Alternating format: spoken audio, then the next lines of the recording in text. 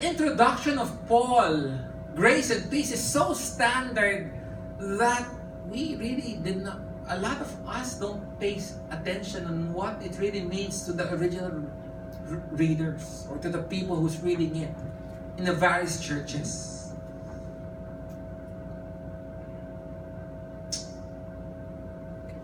Peace. When I tell you peace, what comes to mind? I remember during high school, we had this game among classmates. They asked, "Oh pare, what does this mean?" Peace. Good. Oh, what does this mean? Peace to peace. And what does this mean? If this is peace, this is peace to peace. What's this? About peace. Bisaya eh. Oh, what is this? What kind of peace is this? No, e-peace. I mean, the peace that we know are corny peace. They're not deep. There's something, okay. Even I remember when I was a Catholic in Mass, they say, "Peace be with you, peace be with you, peace be with you." Yeah, I just say it. But it does not bite. But for the Jews, when they say peace, that's a strong word for them.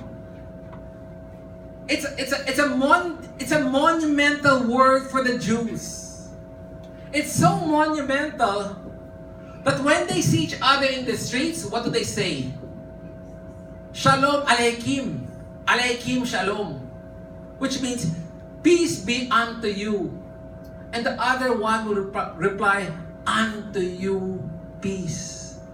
Shalom Aleichem, Aleichem Shalom. And unlike the world, we're in, out of the last 3,400 years, 264 days in peace.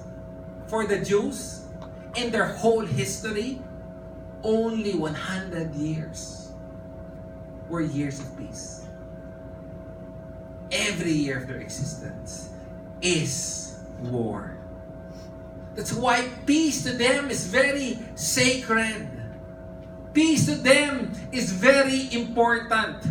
For the Jews, there are three values that they treasure the most and that are taught as high values of every Jewish person. It is truth, justice, and peace. And they believe that all the writings of the Torah, of the Pentateuch, was written for the sake of peace. Their Bible, they believe, is written for the sake of peace. Hillel, the greatest teacher of all time, but one of the greatest, but some people says he's the greatest teacher of the Jews of all time, has this to say: be among the disciples of Aaron, loving peace and pursuing peace. Peace is very big. When they declared independence, let me read what their Declaration of Independence declared. We extend our hands to all neighboring states and their people in an offering of peace and good neighborliness, and appeal to them to establish bonds of cooperation. It's part of the Declaration of Independence. Because they're always at war. They're always fighting. In their prayers right now, if they pray for the Jews has a lot of prayer books. In their prayer for their state, Israel, they say, "Please bless the state of Israel.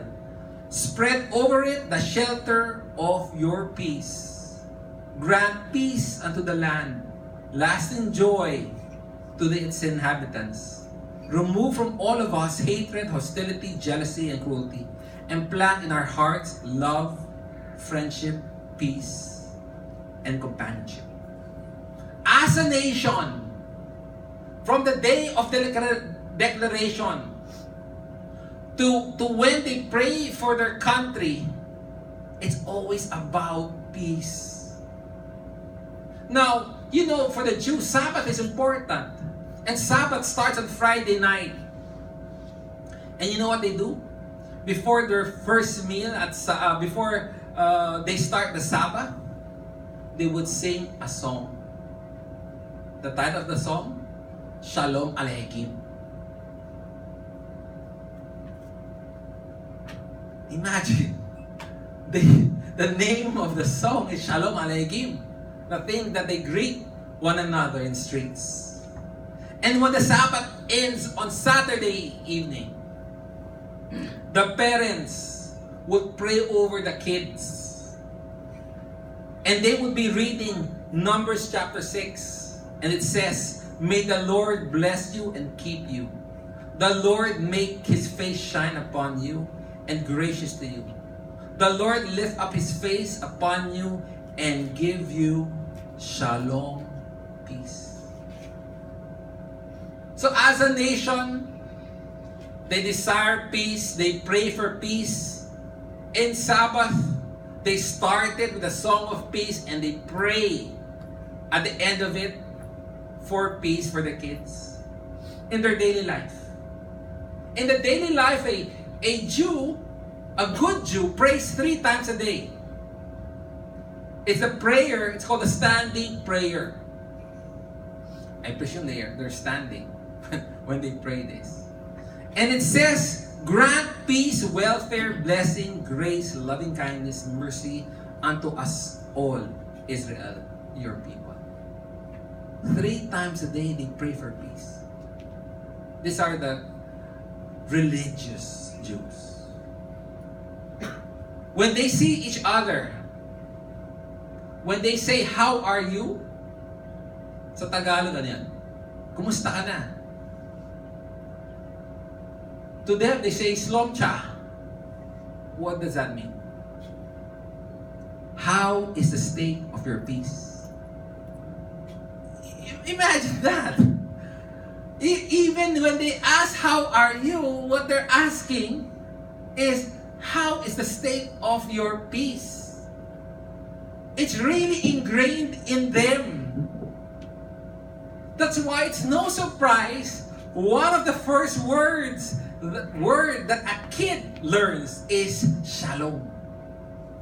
Because he hears it every day in his parents' mouth, in the streets, when the parents prays in the morning, noon, and nighttime. It's everywhere. But the thing is, I don't think there's a society like that. Especially, I don't think, at least Filipino in our context, values peace as much as the Jews. I might guess people in Mindanao, maybe. But the Jews, but for us, we don't value it as much. Because we have not experienced the traumas of war, of life at war. I remember my mom telling me before that during World War II, I was about to say one, non-existent yet. During World War II, they went up the mountains. They went up the mountains. Try to imagine that. Going up the mountains and staying there. I don't know how long they stayed there, but they did. The traumas of war. And because of the fact that we have not experienced war, peace is not as valuable. Peace is something that we don't really cherish. It's almost like a status quo. It's something like we expect peace.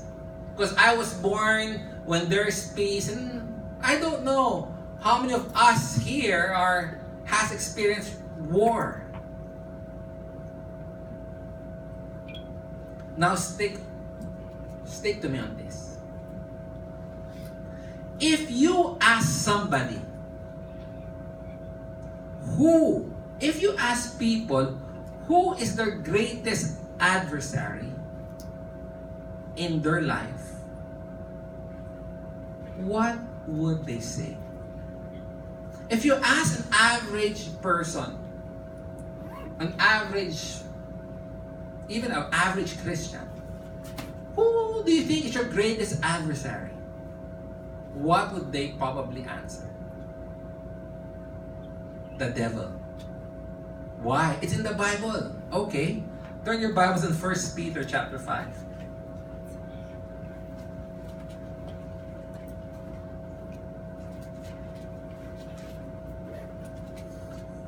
1 Peter chapter 5, verse 8 says, "Be of sober spirit, be on the alert. Your adversary, the devil, prowls around like a roaring lion, seeking someone to devour." So there, in the verse, it tells us that our adversary is whom? The devil. When a lion prowls, neither the sheep nor the shepherd can find sleep. They're vigilant. Their guards are all up. They're alert. They're watching.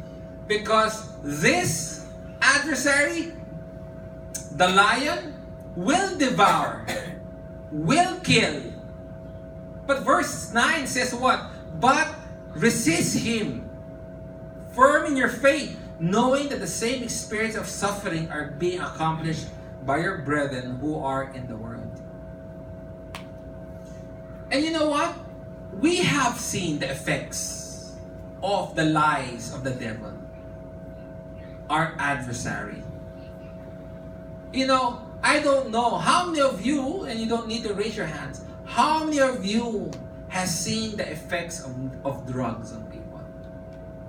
I was watching in TV a news report about family being destroyed. I think there's a show, and I think I never watched that show, but it's called parang they'll rescue the addict. What show is that? Do you remember that show? There's a show wherein they have to confront, the whole family will all gather to confront the addict. And you see people who are in addiction, their lives are ruined. Physically, they look crazy. Mentally, they're crazy. They get paranoid. I remember during college, I have a classmate, cool guy. I remember one time I was wearing my jeans and it's kind of getting ripped at the knees. And he liked it so much. Bob, bilhin ko na lang sa yan. Bakit? Parang ganda, may punit eh. So, no, it's not for sale. But mine is natural punit. Then one day he comes to me and says, "Bobby, do you want a recorder? Bob, this is 6,000 pesos. I'll sell it to you at 2. Okay ba yan? Okay. I bought it. Test. Oh, nice. Recorder. Hindi ko man talaga nagamit. One day he comes to me. He has this very high-tech call this camera. "Bob, gusto mo ba to? Ano to? Latest model of camera. Ano to? Normally 35,000. Sa'yo 6. 6,000? Sige, bilhin ko na rin." then one day he comes to me, "Bob, gusto mo ba ng TV?" I mean, apparently he steals it from his family. Then he sells it to me. Then my friend said, "Bob, ka lang bumili dyan. Addict yan eh." Anong addict ba? And he was ransacking his house. Yeah, and he's really a nice guy. And I thank him for the camera. I used it for quite some. That's a really good camera. And you know, every time you hear heinous crimes on the news, anak pinatay ang tatay, you know, all this